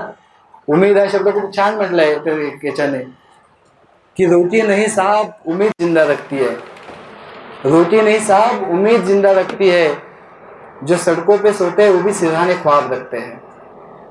बरोबर है ना? रोटी नहीं साहब उम्मीद जिंदा रखती है, जो सड़कों पे भी सोते हैं वो सिरहाने ख्वाब रखते हैं. सडकेवर झोपणारा तो सुद्धा आपल्या उशाशी स्वप्न घेऊन झोपतो की आज उद्या कधीतरी परिस्थिती बदलणार आहे. तुम्ही जर कंपॅरेटिव्हली भाग्यवान आहात की तुमच्या आईवडिलांनी तुम्हाला या परीक्षेसाठी तयारी करायला म्हणजे परीक्षेची तयारी करण्यासाठी ॲग्री झाले, त्याच्यानंतर तुम्हाला क्लासला हे केलं. कंपॅरेटिव्हली त्या रस्त्यावर झोपणाऱ्यांच्या भाग्यवान. फक्त या दरम्यान आपल्या भावनांचं संतुलन हे जे आहे ते लक्षात ठेवा. परीक्षेच्या याच्यामध्ये जिममध्ये जाऊन बॉडी बनवता येईल, ब्युटी पार्लरमध्ये जाऊन काहीतरी चेहऱ्याला फेशियल आणि हे ते करता येईल, पण मन जे आहे, हृदय आहे, याच्याकरता दुसरी कुठली जिम नाही आहे. सतत आपल्या आजूबाजूला चांगलं आणि काही कला, साहित्य, हे सगळं, या सगळ्यामध्ये अभ्यास करत असताना या सगळ्याला जेवढा वेळ मिळेल, म्हणजे तुम्हाला जर समजा अनहूतपणे म्हणजे डॉक्टर असल्याचा तो काय म्हणतात त्याला दुष्परिणाम आहे, प्रिस्क्रिप्टिव्ह असतो सतत, त्याला काहीतरी डॉक्टरांना एक वाईट सवय असते माहिती आहे ना, की त्याला सगळे लोक विचारतात दही चालेल का, हे ताक चालेल का, आणि त्याला असं वाटतं आपल्या जगातलं सगळं काही कळतं आहे. तसं थोडंसं रक्तातलं जीन्समधलं ते डॉक्टर की मदत नाही. त्यामुळे एक सल्ला म्हणून हे सांगतो की अभ्यास कितीही करा, पण लक्षात घ्या आपण माणूस आहोत. थोडा वेळ का होईना आपल्या जे छंद आहेत त्याला द्या. भले इतर खूप काही नाही, बॅलन्स ठेवा, बॅलन्स ठेवा. जर तुम्हाला म्युझिक आवडत असेल तर मध्ये गॅप घ्याल, त्यावेळेला न चुकता ते एखाद दुसरं गाणं ऐका, तुम्हाला हे वाटेल न चुकता. कारण शेवटी आपल्याला ऊर्जा कुठून तर हवीच की नाही, ती ऊर्जा हवी आहे. म्हणून अशा पद्धतीने असं नाही होणार की बाबा मला म्युझिक आवडतं म्हणून मी 6 तास म्युझिक ऐकलं आणि 2 तास अभ्यास केला, तसं नका करू. पण जे चांगलं वगैरे, म्हणजे लोक म्हणतात की गुगल, मोबाईल हा सगळ्यात शार्प आहे, पण तुम्हाला यूट्यूब सारख्या ठिकाणी वगैरे तुमच्या आवडीच्या गोष्टी खरंच ऐकायला मिळू शकतात किंवा पाहायला मिळू शकतात. Do that. हे ते विसरता कामा नये. त्या गोष्टी ज्या आहेत त्या, कारण खूपदा ह्या दिवसांमध्ये अभ्यासाबरोबर ना ह्या गोष्टी आणि लॉंग रन आहे. बऱ्याच वेळेला वाट पाहणं आहे, काही वेळेला निराश होणं आहे, आणि हे नाकारायचीही आवश्यकता नाही आहे. इफ इट इज हॅपनिंग, हे सजग असण्याचं, संवेदनशील असण्याचं लक्षण आहे. तुम्ही सजग आहात, तुम्ही संवेदनशील आहात याचं लक्ष नाही, म्हणून तुम्हाला फील होतं. फीलच होत नसेल तर समजायचं की ऍक्च्युली मी मैदानात आलोय की नाही. बरोबर ना. आणि काही वेळेला तुम्हाला निराश पण व्हायला होईल. पण लक्षात ठेवा, जो उमेद हा शब्द मी मगाशी सांगितला ना, तो आशावाद कधीच विसरू नका. त्या आशावादाच्या जोरावर भविष्यातल्या सुंदर झोकावर तुम्हाला हिंदोळायचंय, हे लक्षात ठेवा. हे खूप छान मला त्या फैजनेच म्हटलंय, दिल नाउमीद तो नहीं नाकाम ही तो है. दिल नाउमीद तो नहीं नाकाम ही तो है, लंबी है गम की शाम मगर शाम ही तो है. कधी कधी एखादी संध्याकाळ, एखादा दिवस तुम्हाला असं खूप निराश व्हायला होईल. फैजचं हे वाक्य लक्षात ठेवा की दिल नाउमीद तो नाही, आशावाद नाही संपता कामा, नाकाम आहे. त्या दिवशी थोडस असं भिजल्यासारखं वाटेल, थोडस डिमोटिवेट झाल्यासारखं वाटेल, पण उमेद, आशावाद संपलेला नाहीये. दिल नाउमीद तो नहीं नाकाम ही तो है, लंबी है गम की शाम मगर शाम ही तो है. आणि म्हणून मी मला वाटतं जे बोललो ना, एका शेअरमध्ये सगळ्याच सार आहे. एक छानसा कोण अनामिक शेर आहे, कोण शायर आहे मला माहित नाही. कभी बादल कभी बारिश कभी उम्मीद के झरने, कभी बादल कभी बारिश कभी उम्मीद के झरने, तेरे एहसासों ने छूकर मुझे क्या क्या बना डाला, तेरे एहसासों ने छूकर मुझे क्या क्या बना डाला. इतकं छान शेर आहे बघा. आता इथे तेरेमध्ये तुम्ही काही घेऊ शकता. तेरेमध्ये तुमची आई असेल, तुमची प्रेयसी असेल, तुमचा प्रियकर असेल, तुमचा भाऊ असेल, देव असेल, काही असू शकेल. बरोबर ना. कभी बादल कभी बारिश कभी उम्मीद के झरने, म्हणजे मी एक असतो. मी कधी बादल बनतो, कधी बारिश बनतो, कधी उम्मीद याचा आशेचा एखादा झरा बनतो. कभी बादल कभी बारिश कभी उम्मीद के झरने, तेरी एहसासों ने छूकर मुझे क्या क्या बना डाला. पुन्हा तो शब्द आला. आणि मी मगापासून जे सांगू पाहतोय, कुठेतरी ज्याला आपण सॉफ्ट याच्यामध्ये असेल, या गोष्टी ह्या विसरता कामा नये. भावनिकतेच्या बद्दलचं एक शेवटचं हे सांगतो. मला वाटतं खूप असं जरा सायकोलॉजिकलचं लेक्चर झाल्यासारखं वाटलं असेल तुम्हाला. मी आधीच सांगितलेलं, मी ठरवून आलो नव्हतो, जे समोर सुचेल तसं बोलायचं. पण एक जस्ट असं क्लिक झालं की भावनिकता, अनेकांना असं वाटतं की भावनिकता हे म्हणजे भावना मृदू असतात, कोमल असतात, आणि म्हणून भावनिकता ही सुद्धा विकनेस आहे याच्यामध्ये. लक्षात घ्या की भावना मृदू आहेत, कोमल आहेत, म्हणून त्या अशक्त असतात असं नाहीये. ते सामर्थ्यवान असतात, असू शकतात. पाण्याचं पहा, पाणी असतं, मृदू असतं, कोमल असतं. बरोबर आहे. पाणी मृदू आणि कोमल असतं, पण या पाण्याला जर योग्य तो स्रोत मिळाला, या पाण्याचा योग्य ओघ तयार झाला, या पाण्याचा योग्य प्रवाह तयार झाला, त्यावेळी त्या पाण्यामध्ये सामर्थ्य असतं की ते दगडाला भेदू शकतं का. त्या पाण्यामध्ये सामर्थ्य असतं वीज निर्माण करण्याचं. तेच पाणी, जे पाणी मृदू आहे, कोमल आहे, त्याच पाण्याला जर चांगला स्रोत असेल, त्याचा प्रवाह जर योग्य तयार झाला, त्याचा ओघ जर चांगला तयार झाला, तर त्या प्रवाहामध्ये, ओघामध्ये सामर्थ्य असतं की ते दगडालाही भेदू शकतं, आणि त्या प्रवाहामध्ये, त्या पाण्यामध्ये सामर्थ्य असतं की वीज निर्माण करू शकतं. तुमच्या भावना या मृदू आहेत, कोमल आहेत, म्हणून त्या वीक नसतात. त्यांना फक्त कशा पद्धतीने आपण प्रवाहित करतो, कशा पद्धतीने प्रवाहित करतो यावर ठरतं की तुमच्या भावना, ते जो काही तुम्ही चॅलेंज घेतलंय त्या चॅलेंजचा दगड तो भेदू शकतात का, त्या दरम्यान वीज निर्माण करू शकतात का. आणि असं बोलता बोलता जस्ट सुचलं की ओघ आणि प्रवाह शब्द जेव्हा तयार होतो, तो एक लक्षात घ्या की पाणी, नदीला नदी कधी म्हणतो माहिती आपण, छान आहे, वाहते तेव्हा आहे. पण वाहण्यासाठी सुद्धा एक गोष्ट तिथे आहे, ज्याला दोन किनारे असतात. बरोबर आहे. दोन किनारे असतात, त्या किनाऱ्यामधनं ती वाहते तेव्हा. अगर तेच जर किनारे नसतील तर आपलं पाणी जे आहे, तुमच्या माझ्यामधल्या स्किल्स, तुमच्या माझ्यामध्ये बुद्धिमत्ता, तुमच्या माझ्यामधलं टॅलेंट, हे सगळं असं नुसतं पसरलेलं असेल. बरोबर आहे. नुसतं पसरलेलं असेल. आसाममध्ये असतं ना तसं, नुसतं असं पाणी पाणी पाणी आणि चिखल. जर त्याला दोन किनारे असतील, जेव्हा खोली येईल तेव्हा ते पाणी वाहत जाईल. बरं, ते वाहत जाईल. आणि हा सगळा प्रवास, जगातली सगळी प्रत्येक म्हणजे प्रवासाबद्दल हे सांगतो. खूप छान मला एकानं उदाहरण दिलं होतं. BK उपाध्याय म्हणून आहेत, नागपूरचे CP होते, नागपूरचे SP होते. मी प्रोबेशनला असताना एकदा गेलो आणि मला असं काहीतरी त्यांचं लेक्चर तयार होतं आणि त्या लेक्चरसाठी काहीतरी पेपरच्या क्लिपिंग्स होतात, काठवण होती. त्यांना NPA ला जायचं होतं. मग ते मला त्यांनी वाचायला दिलं आणि वाचायला दिल्यानंतर मला म्हटले कैसा लगा. मला काही कळलं नाही. एक तर ज्युनियर प्रोबेशनला आहे आणि 13 वर्ष सिनियर माणसाच्या पुढे काय बोलणार. तर ते म्हटले की तुमको लगा होगा ना कि मैं बहुत पॉप्युलर हूँ, सब कुछ मेरे बारे में पॉझिटिव्ह आहे. तर मी पुन्हा काही रिॲक्ट झालो नाही. ते म्हटले कि ऐसा नहीं है, ये जितना मेरे बारे में यहाँ पॉजिटिव आया ना उससे 10 गुना नेगेटिव भी आया होगा, लेकिन मैंने सिर्फ पॉझिटिव्ह यहाँ पे रखा है. पता है क्यों. आणि मग त्यांनी मला एक अनेक्डोट दिला. त्यांनी सांगितलं की आयुष्य हा प्रवास आहे, तुम्हाला त्या प्रवासात चालायचंच आहे, तुम्हाला त्या प्रवासात चालायचंच आहे, थांबण्याचं ऑप्शन नाहीच. आता चालताना तुम्हाला दोन्ही प्रकारचे अनुभव येतील, चांगले वाईट. आणि समजा असं आपण उदाहरण घेऊयात की चालणं म्हणजे आयुष्य हे चालण्यावरती हे केलं तर रस्त्यामध्ये जर समजा चांगला अनुभव, चांगल्या अनुभवाचं प्रतीक काय फुलं. आणि फुलं जी आहेत कुठेतरी तुम्हाला रस्त्याने जाताना फुलांची छान छान झाडं लागली, कोणीतरी फुलं दिली, हा चांगला अनुभव आहे. आणि वाईट अनुभव म्हणजे कुठेतरी दगड लागला, दगडाची ठेच लागली, खास खळगे आले किंवा कोणीतरी तुमच्यावर दगड मारलं, वाईट अनुभवाचं प्रतीक आहे. आता त्यांनी सांगितलं की चांगले वाईट अनुभव येतील की वाईट अनुभव येतील यावर आपला कंट्रोल नाही आहे. पण जर समजा वाईट अनुभव आले, ते दगड आपल्याला रस्त्यात लागले आणि कोणीतरी आपल्याला दगड मारले किंवा एखाद्या दगडाची ठेच आपल्याला लागली आणि जर आपण ते दगड सोबत घेऊन चाललो तर काय होईल. काय होईल. दगडाचं ओझं होईल. दोन्ही प्रकारचं ओझं होईल. एक शारीरिक, कारण दगड तर जड असतो, आणि दुसरा मानसिक, की या दगडानं मला वेदना दिली होती, या दगडानं मला वेदना दिली होती. मग माझा पुढचा प्रवास जो आहे त्या प्रवासामध्ये माझा जायचा वेग आहे तो मंदावेल, तो प्रवास तितका आनंददायी राहणार नाही.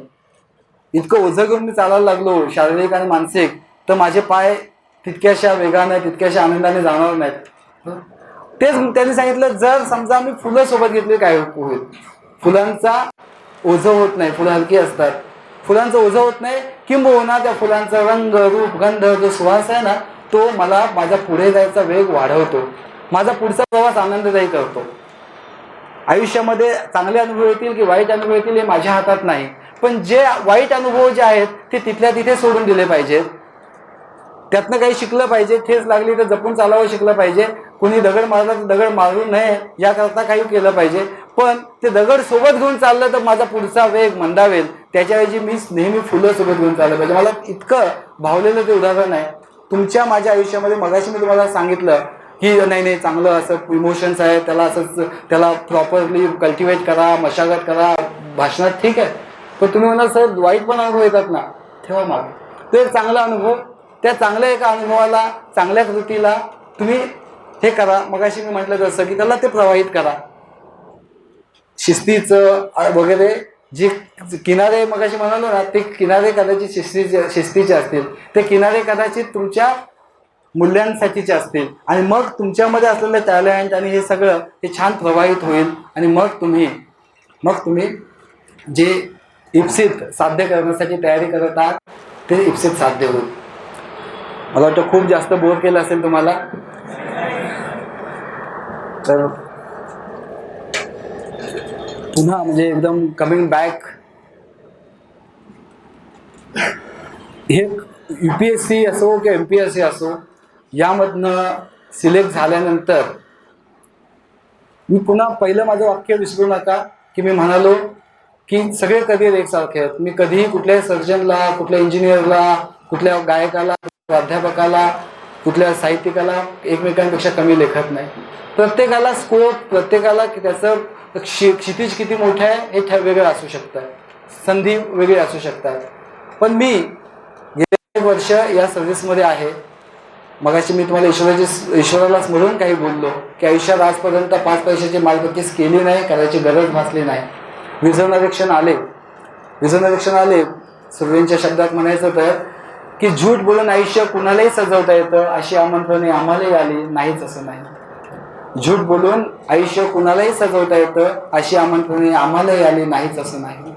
असे किती हंगाम शिळ घालीत गेले घरावरून, असे किती हंगाम शिळ घालीत गेले घरावरून, शब्दांनी डोळे उचलून पाहिलंच नाही असंही नाही. इमान विकत घेणारी दुकाने पाड्या पाड्यावर, इमान विकत घेणारी दुकाने पाड्या पाड्यावर, स्वतःला विकणारे महाभाग नाहीतच असंही नाही. शास्त्राने अर्थ दडवावा आम्ही फक्त टाळ्याच कुटावे. शास्त्राने अर्थ दडवावा आम्ही फक्त टाळ्याच कुटावे. पुढचं वाक्य आहे का, खूप छान आहे. शास्त्राने अर्थ दडवावा आम्ही फक्त टाळ्याच कुटावे. आयुष्याचा अनुवादच करा सांगणारे खूप नाहीत असं नाही. You get it. असं सांगणारे खूप नाहीत असं नाही. आणि शेवटची ओळ खूप छान आहे इथे. अशा बेईमान उजेडात, मग अशी म्हटलं ना आसाराम बापू बाबा राम तसं, किंवा अंधार नाही शब्द वापरला कवीनं. अशा बेईमान उजेडात एक वात जपून नेताना, अशा बेईमान उजेडात एक वात जपून नेताना विस्ता विस्ता स्वतःला सावरलंच नाही असंही नाही. विस्ता विस्ता स्वतःला सावरलंच नाही असंही नाही. जसं नारायण सुर्वे त्यांच्या कवितेची कबुली देतात की विझून जाणारे क्षण आले, विझवणारे क्षण आले. असं वाटलं की विझून जावं, पण विस्ता विस्ता पुन्हा सावरलं स्वतःला, ही ती कबुली. तसं मीही या ठिकाणी तुम्हाला सांगू शकतो की अक्षरशः काही वेळेला इतकं निराश व्हायला होतं, पण पुन्हा एकदा मगाशी म्हटलं तसं की कभी बादल कभी बारिश कभी उम्मीद के झरने तेरे एहसासों ने छूकर मुझे क्या क्या बना डाला. दुष्यंत कुमार वगैरे वाचा, खूप छान आहे. थोडी शिस्त थोडी बांधवून घ्या. डिसिप्लिन इज मस्ट सगळ्याच पद्धतीची. कधी मी पुण्यातच आहे, ज्ञानदीपमध्ये परत कधी मिळालं तरी आपण फिलॉसॉफी थोडी बाजूला ठेवून अभ्यासाबद्दलच्या काही टिप्स असतील, आता माझ्यापेक्षा जास्त ते देत असतील, पण माझे स्वतःचे काही अनुभव असतील तर मी नक्कीच मला या ठिकाणी सांगायला आवडेल. नेक्स्ट टाइम कधी जर ऑपॉर्च्युनिटी मिळाली काही सर्टनली टेल की काही लहान लहान गोष्टी, कारण बऱ्याच वेळेला वेगळ्या पद्धतीने आणि चुकीच्या पद्धतीने काही गोष्टी सांगितल्या जातात. मला जर संधी मिळाली मी माझ्या पद्धतीने सांगेन. पुन्हा ते सगळ्यांसाठी ॲप्लिकेबल असेलच असं नाही, पण few values if they are good for you, few tips if they are those are good for you, तुम्हाला त्या उपयोगी ठरतील. बरोबर आहे. आणि या दिवसांमध्ये असलेली प्रत्येक जे शब्द मी मगाशी सांगितलं ना की वेदना, जी हृदयाची तार छेडते ती वेदना म्हणजे संवेदना. जी वेदना सकारात्मकतेकडे घेऊन जाते ती वेदना म्हणजे संवेदना. ती वेदना म्हणजे संवेदना. त्याच्यामुळे आपल्या मनात काही जर असेल तर चांगलं, तर ती अगदी आपल्या आईवडिलांकरताची असेल काय असेल आपल्या मनात. इव्हन मगाशी म्हटलं ना एखादी अशी गोष्ट की ज्या जिद्द तिच्यानी की हो पीर पर्वत सी मगर पिघलनी चाहिए. पीर हा शब्द माहित ना काय, ऐकलं असेल बरोबर. हो पीर पर्वत सी मगर पिघलनी चाहिए हा शेर दुष्यंत कुमारचा ऐकला असेल तुम्ही. पीर म्हणजे काय, पीर म्हणजे पीडा. पीर हा शब्द तर ते हिंदीमध्ये पीर म्हणजे पीडा. पीडा म्हणजे पुन्हा वेदना, दुःख. हो पीर पर्वत सी मगर पिघलनी चाहिए, इस हिमालय से कोई गंगा निकलनी चाहिए. हो पीर पर्वत सी मगर पिघलनी चाहिए, इस हिमालय से कोई गंगा निकलनी चाहिए. त्यामुळे पीडा असेल, वेदना असेल तरी सुद्धा मगाच्या उदाहरणाशी कदाचित कॉन्ट्रास्ट उदाहरण होईल, पण नाही, पण ती वेदना कदाचित संवेदना जर बनवली तर तुम्हाला तिचा नक्की उपयोग होईल. तर दुष्यंत कुमारचेच एक मुद्दा सांगून मला तर थांबायची वेळ आलेली आहे. दुष्यंत कुमारचा शेर खूप फेमस आहे पहा, कि कौन कहता है कि आसमां में सुराग नहीं होता, कि छेद नहीं होता, कि सुराग नहीं होता. कौन कहता है कि आसमां में सुराग नहीं होता, जर तबीयत से पत्थर उछालो तो यारो. दुष्यंत कुमार असं म्हणत नाही की पत्थर तो उछालो यारो, जरा तबीयत से पत्थर तो उछालो यारो. आणि मगापासून मी जी काही बडबड करतोय त्या बडबडीचा सारांश इतकाच आहे, ती तबीयत, तो ॲटिट्यूड. बरोबर आहे. नुसतं पत्थर तो उछालो यारो म्हटल्यानंतर वेडेपणा आहे. नुसते याच्यामध्ये जर तबीयत से पत्थर उछालो तो यारो, हे खूप छान शेर आहे की यू ही ख्वाहिशों से गिरते नहीं फुल झोली में. तुमच्या माझ्या मनामध्ये एखादी ख्वाहिश असेल, एखादं स्वप्न असेल आणि ते स्वप्न ते ख्वाहिश तो यू ही ख्वाहिशों से गिरते नहीं फुल झोली में, तरक, तरक म्हणजे झाड किंवा पेड़, तरक की शाख को तबीयत से हिलाना होगा. परत शब्द का वापरला, तबीयत से हिलाना होगा. यूं ही ख्वाहिशों से गिरते नहीं फूल झोली में, तरक की शाख को तबीयत से हिलाना होगा. कुछ नहीं होता अंधेरे को बुरा कहने से, कुछ नहीं होता अंधेरे को बुरा कहने से, खुद के हिस्से का दिया खुद ही जलाना होगा, खुद के हिस्से का दिया खुद ही जलाना होगा.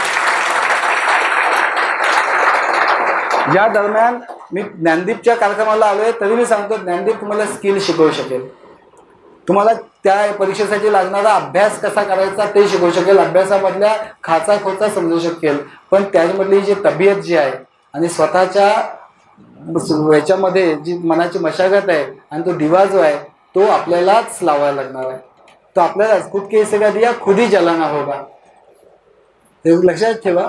आणि माझं एक बेसिक पुन्हा सगळं कुठे जायला याच्याकरता काय करू, जरा हरिद्वारला जाऊन येऊ का, हिमालयात जाऊन येऊ का, तिथून काही तर ऊर्जा मिळते, नाही, आपल्या आजूबाजूला असेल, आपल्या आजूबाजूला असेल ही ऊर्जा, आपल्या आजूबाजूला असेल. लहान लहान छोटी छोटी गोष्ट त्या गोष्टीतनं आपल्याला मिळवायचं आहे. ग्रेसच्या परत की तो बोल मंद आहे असं आयुष्य स्पर्शून गेला. कधी आपल्या आजूबाजूला असेल, आपलं स्वतःचं भावविश्व जे आहे ना, ते भावविश्व इतकं म्हणजे ते भावविश्व पहिल्यांदा रिसेप्टिव्ह असावं, छानपैकी असा, म्हणजे जो पाऊस पडतोय माझ्या मनाच्या जे मनाचं शेत आहे, मनाचं जे शिवार आहे, ते शिवारामध्ये ते इतकं रिसेप्टिव्ह असावं की छान काहीतरी चांगलं त्याच्यात पडावं, त्याला जोम यावा, त्याचं म्हणजे ते रोप वाढावं, त्याचा पुढे त्याचं झाड व्हावं. तेवढंच फक्त हे भावविश्व जे आहे ते भावविश्व आपलं स्वतःचं. मी मगाशी म्हटलं ना की स्वप्न बघणं, पण ते स्वप्न अशा पद्धतीनं की ज्याला नदीला जसे 2 किनारे असतात तसे शिस्तीचा आणि याचा मूल्यांचा किनारा करा आणि मग त्यातनं ते प्रवाहित व्हा. टू एंड विथ, कारण कुठेतरी इतकं पद्यमय बोललो, इतकं काव्यात्मक बोललो, तर परत असं थिअरिटिकल बोलण्यापेक्षा एक छान मला याचा दुष्यंत कुमारचा गझल आहे, त्या गझलमधलं आहे की इस नदी की धार से थंडी हवा आती तो है. आपल्या आजूबाजूला, म्हणून म्हटलं लांब कुठे ते हिमालयात जायची गरज नाही, आपल्या जवळपास आहे. इस नदी की धार से ठंडी हवा आती तो है, नाव जर्जरी सही लहरों से टकराती तो है. इस नदी की धार से ठंडी हवा आती तो है, नाव जर्जरी सही लहरों से टकराती तो है. जाओ ढूंढ लाओ कहीं से चिंगारी, इस दिए में तेल से भिगी हुई बाती तो है, इस दिए में तेल से भिगी हुई बाती तो है. स्वतः त्या तेलानं भिजलेल्या याच्यामध्ये तो दिवा राहा की ज्याच्यामध्ये तेलानं भिजलेली ती तुम्ही वात असाल. आणि हे तेल तुमच्या आजूबाजूच्या आईवडिलांच्या, मित्रमंडळींच्या त्यांच्याकडनं तुम्ही जे प्रेरणा घ्या त्या प्रेरणेचं असेल. मग कुठून ते एक चिंगारी येईल कि जाओ ढूंढ लाओ एक चिंगारी कहीं से, इस दिए में तेल से भिगी हुई बाती तो है. सांझ ने एक चादर डाल दी सांझ ने सारे नगर पर, एक चादर डाल दी सांझ ने सारे नगर पर, ये अंधेरे की सड़क भोर तक जाती तो है.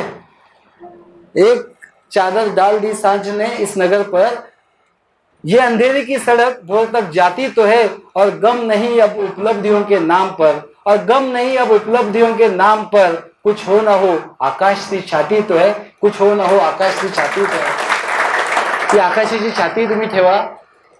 मला 100% किती मोठी आव्हानं आली आहे, परीक्षेचं आव्हान तर खूप लहान असेल, किती मोठी आव्हानं आली तरी तुम्ही आव्हानं पेलू शकता. मूल्ये सगळ्यात जास्त चिरंतन आहेत, बाकी गोष्टी येतात जातात, बाकी गोष्टी वाढू शकतात. ते मूल्य जे आहे म्हणजे आयुष्यामधलं ना, बाकी शरीर आणि हे सगळं आहे, पण आयुष्यातलं चैतन्य हे सगळ्यात शाश्वत सत्य आहे. चैतन्य नसेल तर तो फक्त देह असतो. ही मूल्य जी आहे ती मूल्य तुम्हाला या परीक्षेच्या दिवसांमध्येच यशस्वी करतील याची मला कोणतीही शंका वाटत नाही. पुन्हा एकदा ज्ञानदीपच्या या सर्व विद्यार्थ्यांना, माझ्यासमोर बसलेल्या माझ्या सगळ्या मित्रांना तुम्हाला मी मनापासून शुभेच्छा देतो. मी पुण्यात आहे, कधीही काही आवश्यकता वाटली जर तुम्ही त्यांच्या माध्यमातून मला संपर्क करू शकता. मला माझ्या पद्धतीनं तुमच्या काही वैयक्तिक असतील, सार्वजनिक असतील, छोटी मोठी समस्या असेल त्या, किंवा तुमच्याकडून मला एखादा फीडबॅक मिळाला, कोणाच्या अडीअडचणी दूर करण्याची संधी मिळाली, माझ्या सिस्टीममधल्या काही दोष दूर करण्याची संधी मिळाली, तर मी नक्कीच त्याचा उपयोग करून घेईन. पुन्हा एकदा तुम्हाला सगळ्यांना मनापासून शुभेच्छा. जय हिंद.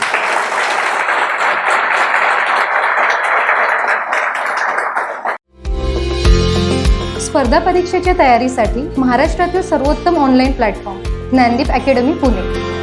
महाराष्ट्रातील सर्वोत्कृष्ट शिक्षकांचे व्हिडिओ लेक्चर्स, PDF स्वरूपात नोट्स व प्रश्नपत्रिका उपलब्ध, तेही अगदी माफक फीसमध्ये. बॅच जॉईन करण्यासाठी आजच गुगल प्ले स्टोअरवरून ज्ञानदीप अकॅडमीचे ॲप डाउनलोड करा. अधिक माहितीसाठी संपर्क करा 95 11 28 04 65.